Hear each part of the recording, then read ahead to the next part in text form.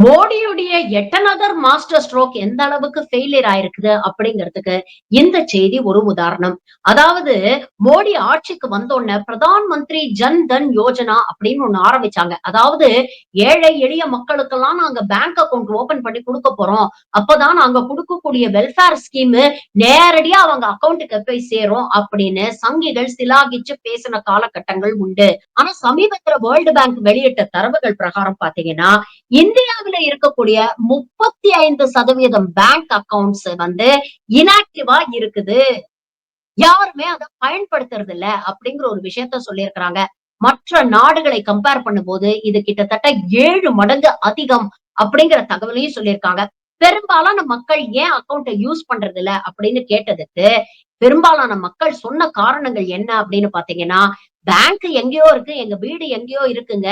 நாங்க எப்படி இத யூஸ் பண்றது? அப்படிங்கிற ஒரு விஷயம் சொல்லியிருக்காங்க. 2வது பேங்க்ல போட்டு வைக்கிற அளவுக்கு எங்ககிட்ட பணம் இல்லைங்க.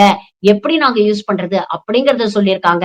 3வது மிக முக்கியமான ஒரு விஷயம், பேங்க்ல கொஞ்சம் பணம் போட்டு வச்சா கூட சர்வீஸ் சார்ஜ் அது இதுன்னு இருக்க கொஞ்சத்தையும் புடுங்கிக்கிறாங்கங்க. அதனால எங்களுக்கு பேங்கே தேவையில்லன்னு நாங்க முடிவு பண்ணிட்டோம். அப்படின்னு சொல்லியிருக்கிறாங்க. மோடியுடைய மாஸ்டர் ஸ்ட்ரோக் எந்த லட்சணத்துல இருக்கு பார்த்தீங்களா?